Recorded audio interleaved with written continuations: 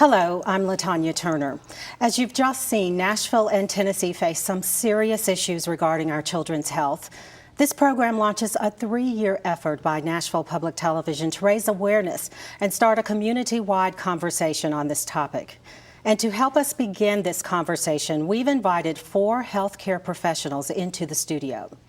They are Susan Cooper, Commissioner of the Tennessee Department of Health, Dr. Xylina Bean, Chairperson of the Department of Pediatrics and W.K. Kellogg Distinguished Professor of Pediatrics at Meharry Medical College, Dr. Michele Williams, Medical Director for the Matthew Walker Comprehensive Health Clinic, and Dr. Eddie Hamilton, a pediatrician and president of Centennial Pediatrics, also the president of the Tennessee chapter of the American Academy of Pediatrics.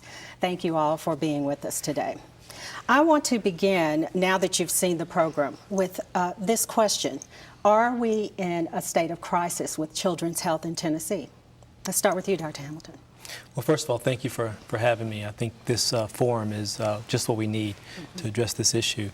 From my perspective, certainly we are in a crisis, and I think that we spent the last year talking about healthcare reform nationally, but mostly in the context of a payment system, the cost of healthcare. And what we need to focus on, though, are outcomes and disparities, and I think that's what this program will do.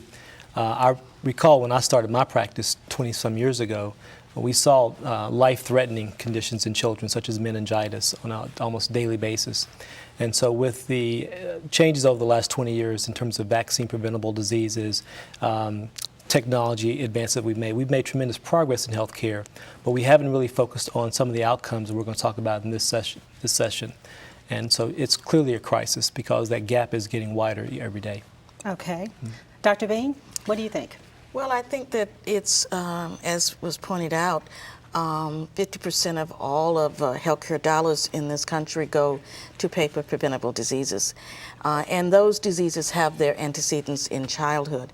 And if you look at the state of Tennessee, you clearly see that we rank extremely poorly in almost all of the parameters that are known to be at risk for developing those diseases. We talked about infant mortality and the fact that we're 47th in terms of infant mortality and all of the complications that are related to infant mortality. We didn't talk about all of those children who, even if they were not born premature, were also impacted negatively during their prenatal lives, things such as drugs and alcohol, just inadequate access to prenatal care that then also put them at risk for long-term problems. It was also talked a little bit about obesity and its impact on subsequently diabetes, hypertension, all of the diseases, or many of the diseases that, even cancer, all of the diseases that we used to think of as adult diseases are now becoming childhood diseases. So we're now seeing children at the age of 9 and 10 who are coming in, for example, with hypertension or diabetes.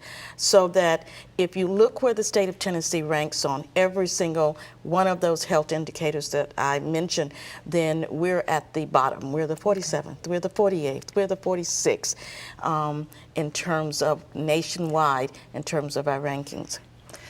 Okay. Commissioner Cooper, we heard from you in the program, so we certainly know where you stand. Anything you want to add with it? I think Dr. Hamilton was right on point. There's been lots of conversation about healthcare reform, which is really about insurance reform.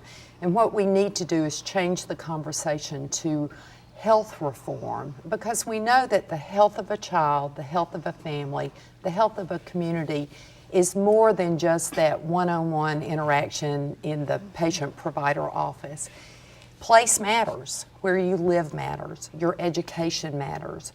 Your socioeconomic status matters. And we need to change our discussion to improving the environment so that the environment is conducive for health, which will give our children a healthy start. Okay. Well, Dr. Williams, we know at Matthew Walker you've done some really noteworthy things about integrating different specialties in health, kind of like what the commissioner was just talking about. What is your perspective on this? Excuse me. I think being on the front lines, I've seen a little bit of everything that, as the segment as the picture was depicting, from being on the front lines with the obesity patients, or even starting with the prenatals and the lack of prenatal care, to the fragmented services you get with the behavioral health care, where we've added integrative health care to our routine visits. I'm seeing more and more of the mental health playing a big part in the overall health care of the children. So I do think it is, as far as a crisis in Tennessee, and with our clinic, we're able to see those with and without insurance. So when you're just looking at those with insurance, what happens to those without, who cannot, be seen if it wasn't from like a community health center or other areas. All right. I want to ask you all if there are other major health issues that we should address, that need to be addressed in dealing with this crisis. And Dr. Bean, you mentioned several things that came up in your comments about it being a health crisis here in this state, several other issues. Are there things that you feel need to be addressed besides those in the piece, in infant mortality and obesity? Well, we all know that infant mortality and obesity are major problems and are antecedents for things such as childhood diabetes and hypertension. One of the things that wasn't mentioned, for example, is the impact that asthma has. Asthma is a major problem in Tennessee and a major problem in Nashville as well. But it's a major problem in Tennessee as a whole. And it also tends to further aggravate many of the problems that we talked about. For example, children who are, the majority of children that we see, because in addition to being chair of the department, I also do primary pediatrics, and for 30 years I was neonatologist, who took care of premature infants. But one of the things that you see continuously, and I'm sure Dr. Hamilton and Dr. Williams will agree, is children who come to the clinic who are not on the appropriate medication. They are not on the appropriate medication. They do not have asthma treatment plans. And what that results in is an excessive use of healthcare dollars by going to the emergency room, by being hospitalized. And the other thing, which is probably many people don't think about, equally as important, an excessive absenteeism from school. And that impacts them in terms of their education and a lot of the things that we had, that were talked about in terms of the poor outcomes as a result of that. I think we heard in the program, I believe it was Mary Buffwack that said that the best indicator of overall health is the graduation rate. So that relates to what you just said. Is there anything, Dr. Hamilton, you want to add about issues that we should address besides those that were in the show? Well, I think there's a long list of things that we face daily in our practices that certainly would be addressed if we had a more comprehensive approach to our healthcare delivery system. The American Academy of Pediatrics, created the medical home model many, many years ago, and we talk about that a lot now, the idea of having accessible care and care coordination and case management included in the model, addressing the mental health issues better than we do now. I mean, so there's a whole host of things in the medical home model, but we don't really implement that to the fullest the way we need to. So I think if we do that, then we can really get at all the specific things. If you look at ADHD, for example, we can consider that as part of mental health, but it's something that pediatricians face every day, and we're not mental health experts. I mean, we're pediatricians, but we're the front line for that, and the services that we're providing for that are not adequate. We are over-medicating our children. No one's really addressing that. No one's really looking at outcomes to see, are we doing the right thing? So that's one of the big things that would be on the list of things we need to get to. Okay. Well, Dr. Williams, speaking of medical, is that what you want to talk about? I want to add on sexually transmitted disease and HIV. We have a school-based health clinic, and then we also have a big adolescent component to our pediatric clinic. And we are seeing an increase in sexually transmitted disease, and with that become HIV. Yes. And if you continue to see the increase in your sexually transmitted disease, you're going to see an increase in those with HIV, and just the knowledge of prevention. And then, of course, we are partnered with our OB counterparts where we're located in clinic, and so I'm always picked with my failed pediatric OB patients. So teenage pregnancy is another one that I think is another one that we need to add on the list. Okay. Thank you for giving us that information and sharing those thoughts. Commissioner Cooper, we've talked a lot about the crisis in this state. Are there things we're doing well that you would like to point out so that we know we're on the right track in some areas? Well, I think we really have taken an approach of what are those behavioral changes that need to take place that leads a child or a family toward good health, and what are those policy interventions that can really help us move in the right direction. For example, in 2007, we had a comprehensive tobacco plan. We had the Non-Smoker Protection Act, where we ensured that people, children, those traveling through Tennessee, those living in Tennessee, were exposed to clean air. We invested in tobacco prevention and cessation programs. We also tripled the tobacco tax, knowing that that was a proven strategy for reducing the number of children and adults who would make the choice to start using tobacco, which then, by decreasing that number, decreases the number of those that actually suffer from asthma.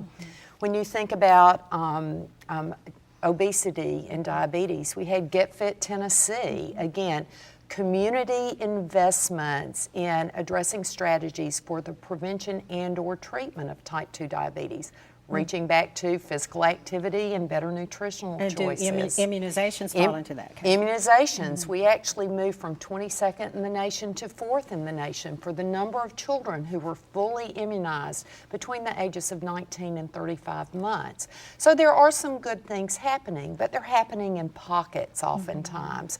So we need to think strategically in how we invest our dollars. We need to target our dollars to the areas of greatest need rather than spreading our dollars equally across the state because, again, even in one county, 1 or 2 zip codes can make a difference.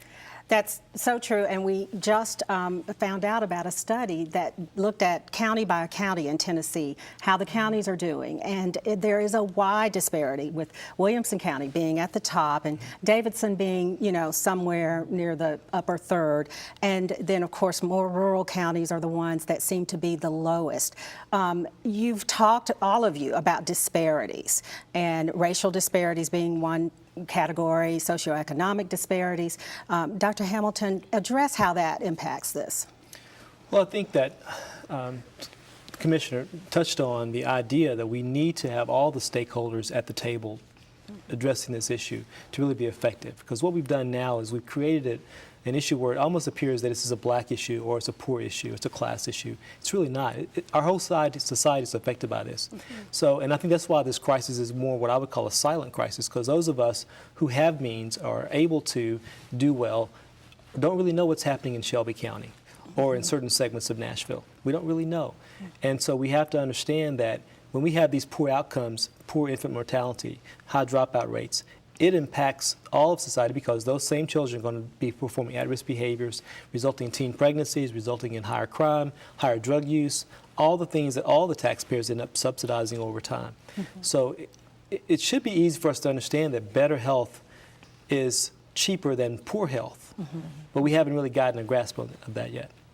Are there things, Dr. Williams, that you all are doing? I know that you have a more sort of cultural approach to medicine at Matthew Walker. Do you want to talk some about how you're dealing with these disparities? We've kind of adopted as Cherokee's program, like the integrative healthcare model, where with our well child visits, they also see a person who's on our team, which is a behavioralist, which is psychologist or LCSW, licensed clinical social worker.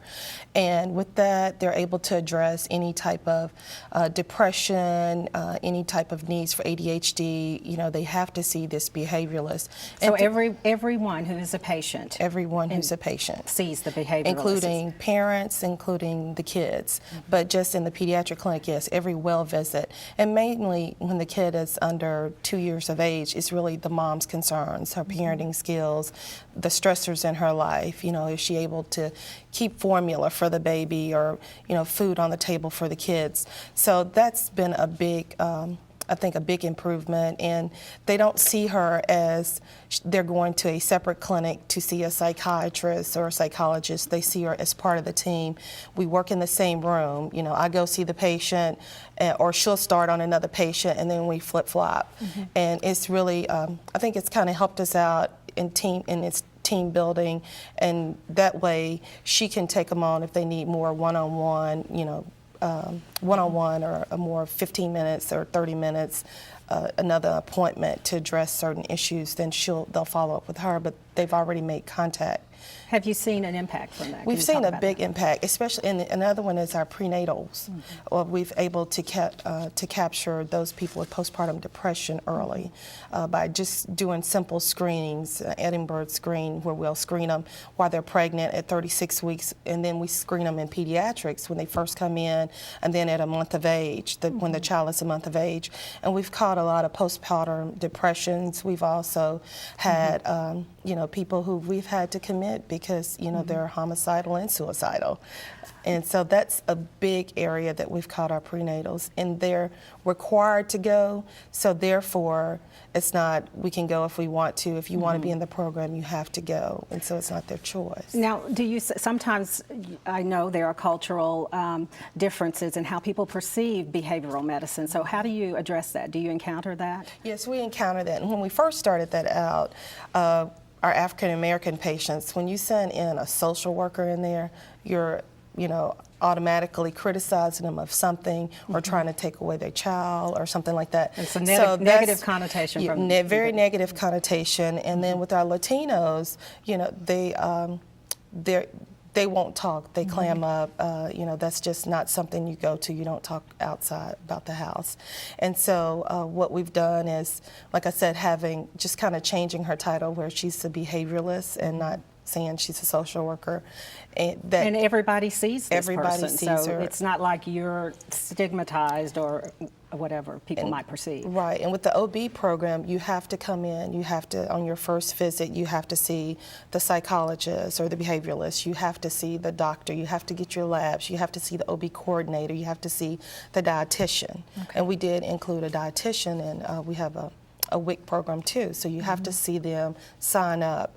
And it's just you, and they're all in one area. So you're just going from room to room. Okay. And that way you're able to talk freely without even your partner, because there are problems, if you have violence in the home, where you can't talk in front of your partner about that.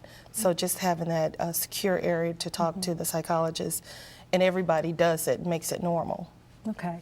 Well, sounds like a very effective approach. Dr. Bean, I want you to jump in here and talk some about this issue of disparities, and you've certainly got an interesting perspective because you're certainly familiar with our community here in Tennessee and Nashville, but you have a lot of experience in Los Angeles and dealing with some of these issues. So what are your thoughts about this?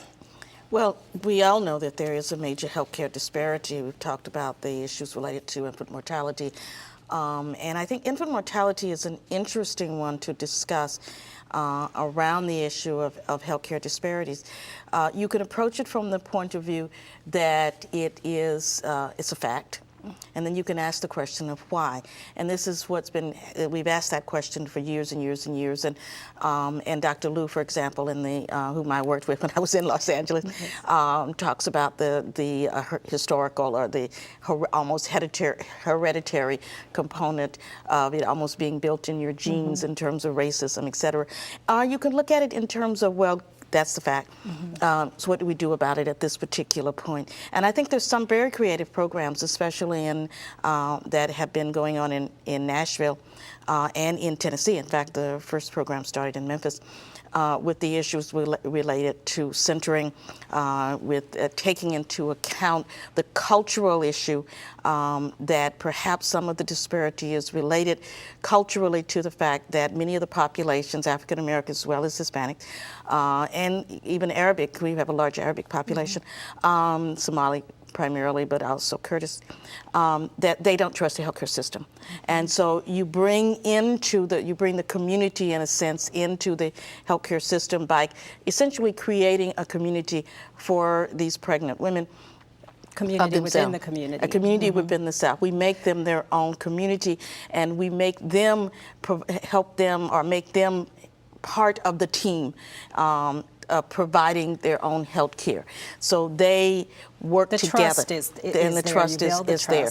And that's really made a major impact upon compliance, but it's also improved outcome, I think, because it has decreased the stress levels and because there has been this developed trust between the healthcare system and the patients themselves. And so in terms of that specific program, which I learned when I came to Tennessee, in which, as I said, came out of Memphis. We've now adopted it at Meharry. We have a program in the OB department here, and we're also beginning to try to do a similar kind of program in the pediatric program as well.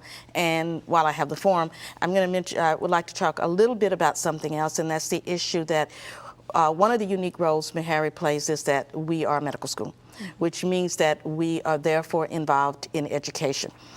And research. We do a lot of research related to disparities. HIV is a classic example of, as we all know, there's a major disparity in terms of HIV with African American and African American women, particularly being one of the highest group that has the largest increase in terms of HIV infection. But we also focus a great deal of the educational program on helping our students to understand the issue of disparities and also their antecedents, and also how you as a provider in the future should play a role in addressing those kind of disparities. That's an excellent point, because I believe Dr. Warren in the program even mentioned how early on in his practice he would say, well, you just need to change your habits, and gained a greater understanding of some of those things that you're talking about, and now approaches these disparities differently. So the next generation of doctors is what you're saying, that you're trying to give them a little bit more. We are educating the next generation of doctors very, very different from all of us were educated. We're educating the next generation of nurses very different from what all of us were educated. For example, the concept of a team and how important the team is in terms of delivering health care. And sometimes as a physician, you almost get a little paranoid because you begin to wonder, now, where am I in this system? But in the idea of the fact that health care at this particular point in this country is very complicated, it's very complex, and it needs a whole set of providers who are providing that care, and each one of them have a role to play. And so the way we deliver health care is very different now, and it's going to be even more different in the future than we did when we were all in training even. Well, and that's a great way to get into sort of the idea of holistic approach to these things, and the medical home that you have already mentioned, Dr. Hamilton, but if you would explain that a little bit more and how that relates to integrating all of these things to better outcomes. Well, the concept simply centers around the idea that every child deserves and should have a medical home. A place that provides continuous care, that accepts all insurances, that's accessible, that is comprehensive, and provides for case management, for coordination, all the things we do now, but does it better than we do now. So for example, right now in my practice, which is a private practice, our nurses find themselves day in and day out helping families who are in need in ways that we need a social worker. But our reimbursement system, which I hate to even call it reimbursement because we shouldn't be reimbursed for doing this work that we do. We should be paid for doing this work, but we call it reimbursement. Because it's more preventive and well, I think that's just the terminology that's evolved over time in the industry. But we refer to our payment as a reimbursement. But we're not reimbursed for providing this care. We're doing work, and we're doing important work, and we should be compensated like any other entity that's doing some work. But I don't want to get off on that. The main thing is, our nurses find themselves doing social work type of activities in an office because we have families who come in who may be an undocumented family, for example, and they're afraid of being detected. So they don't want to, even though the child is eligible for Covered Kids or TennCare, they don't want to fill out the paperwork. They don't want to do the things necessary to get insurance coverage because of their fear they're going to be detected. So we have to work with those families in a way that is not true nursing. But I had no one else to do that but the nurse because we're not compensated for that kind of service in a practice. So again, the medical home model is very much what Matthew Walker's clinic is already doing, but they are a not-for-profit entity that has funding outside of the reimbursement system that we have now, and that's a great model. It needs to be replicated though. See, one of the things that the Academy looks at is the whole access issue for us centers around 4 main categories. First of all, there's the issue of coverage. A lot of kids are eligible for insurance, but they're not on the insurance. So there's a gap there. Those kids that are not getting services who could get services but just are not. Then there's the issue of quality, which again I've alluded to before, but we haven't talked to enough. but we need to measure our outcomes in a very sophisticated way and be able to use those outcomes, report them, but also use them to decide which providers are we then going to refer patients to. Because if I'm doing a better job of quality than another provider, I should be rewarded with additional patients to provide more quality to them, and also that would incentivize the other provider to raise their standards of care as well. But these things aren't being done. They're not happening right now. We're looking at compliance issues. We're making sure that you comply with certain things, but we're not proving that compliance results in a better outcome. And that's something that needs to happen, but no one's having that discussion. The other issue is provider capacity. You know, while we are the safety net, those of us at this table, we have been for years been the safety net for our community. There's a big hole in the net right now, and lots of people are falling through that safety net right now. And we have to look at that. Why are providers in certain communities not taking kids on teen care?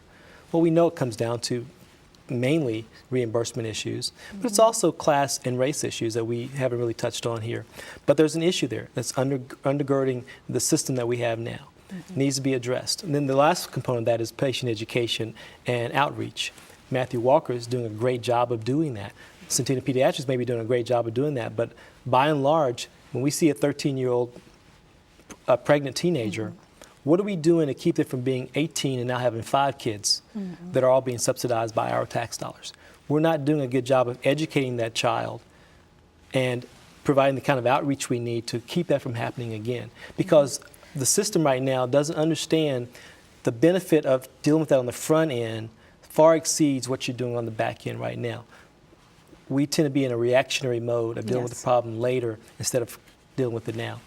And it's to your credit that in both of your practices, you're kind of doing that on your own because of the recognition of that need. So I'm sure that's going to make a difference for us in the long run as well. Commissioner, is there something you want to jump yes, into again? Because again, we often shift right to the medical model of care, and again, we need to think about health in the broader context of the community. There's a role for health care in the health home or the medical home. But there's also a role for the Department of Education, for the Agriculture Department. When we think about where we build our schools, are they accessible by foot? Do we have sidewalks that go somewhere? So that's the Department of Transportation. Do we look at safety? Do we look at building codes? You know, we need to take that broad approach to the community again, because environment plays such a large role. And if we leave these partners out of the discussion, we are going to miss opportunities. This is truly the time for transformational change of the system. You know, we talk about the healthcare system, but what's that system of health? And what's the role that we all play in putting policies in place that give knowledge and choice to the average resident of Tennessee? You know, when you look at in the grocery store, how do you know that one brand is better than another when it comes to health, the lack of sugar or trans fats or whatnot? We need to think differently about that. Well, and I'm glad you brought this up because it takes this conversation to a different place, but an important place. We've talked about holistic practices within medicine, but now you're broadening it to the community and what all of us can do. We heard about food deserts in the program, which is amazing that we have these pockets where people really can't access quality food. What sorts of things need to be done? How can we get to the place that you've mentioned where community-wide we're addressing some of these things? I think the first thing you do is acknowledge that there's a problem, and so many times you don't want to admit it. So this is the greatest forum for saying we've got a problem that we need to address. When you think about food deserts, we need to think differently. If we don't have a grocery store that's willing to build in an area, then what could we do with public transportation? Is there a way that the city or a community could subsidize a pass on a bus to go to the farmer's market, to take advantage of Tennessee-grown fresh fruits and vegetables? Good idea. It's possible. We just haven't tried it before. And we may try many things that won't work, and that's okay. We'll know one more way not to do something, but we might just find a gem of an idea that can be grown in a way that makes a difference. You know, we could actually work with business, work with the chamber to say we really need to address those 4 areas in Nashville that really are food deserts. How can we bring that to the community? Or if there's a corner market, how can we work with that market? There's been great success in Pennsylvania about redesigning those corner markets to offer more healthful foods. What can we learn from other states that we could bring to our state that might work for us?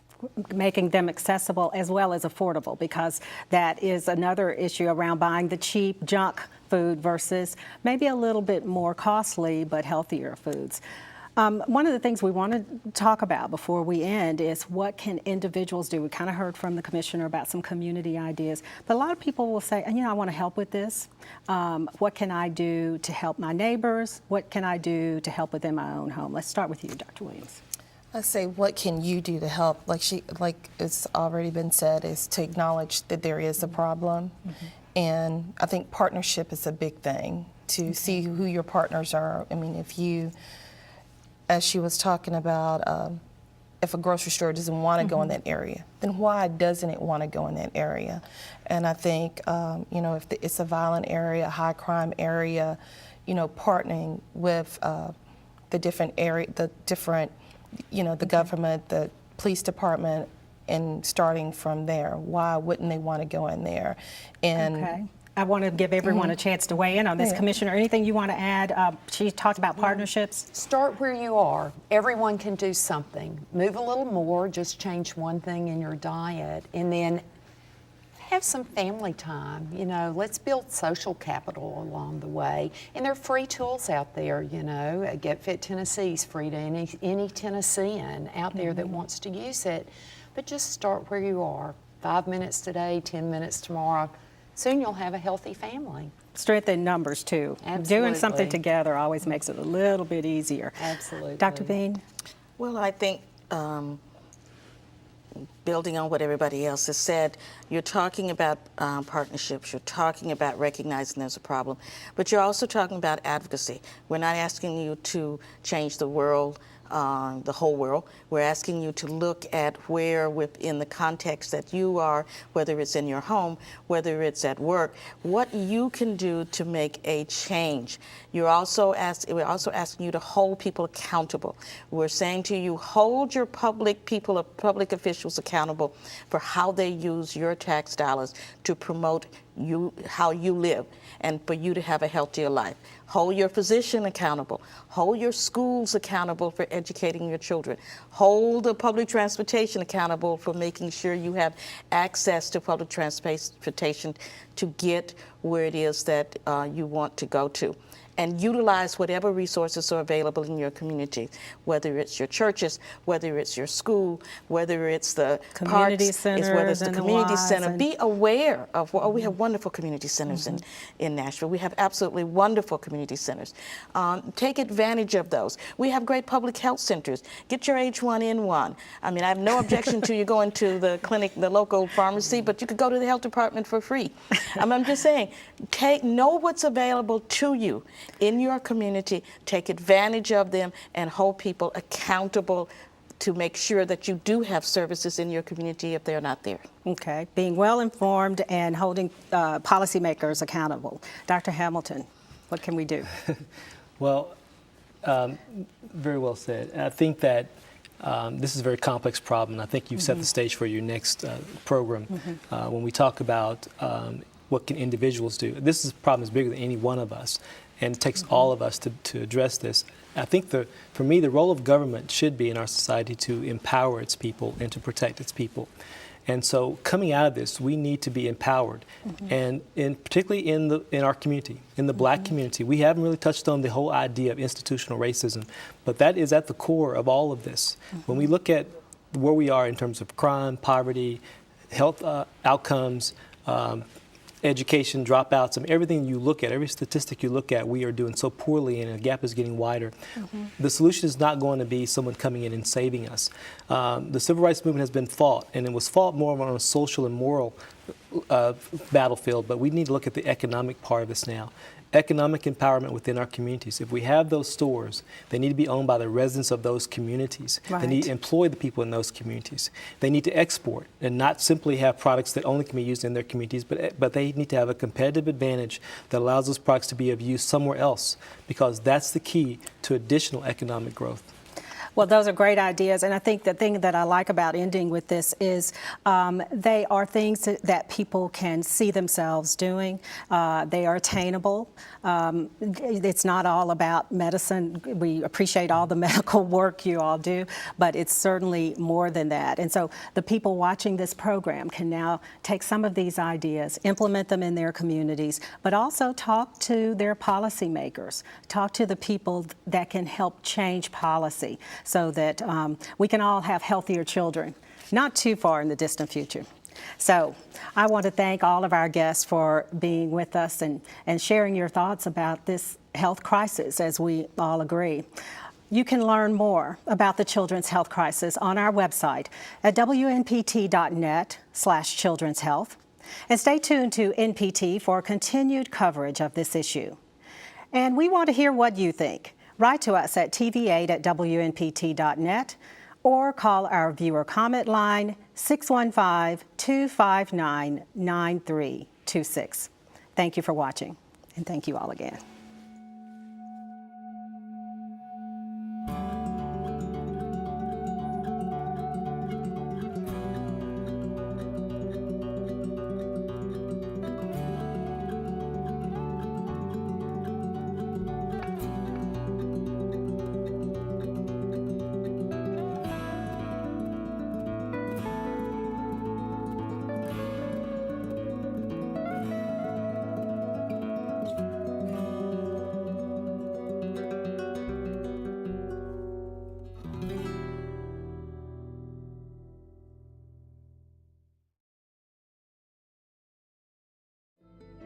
Major funding for NPT Reports, Children's Health Crisis, has been provided by the Healthways Foundation, addressing the critical issues of children's health and public education,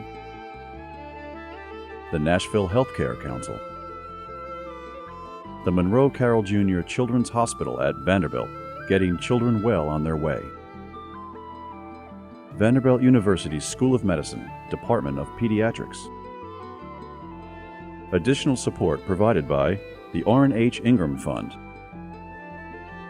and by members of NPT. Thank you.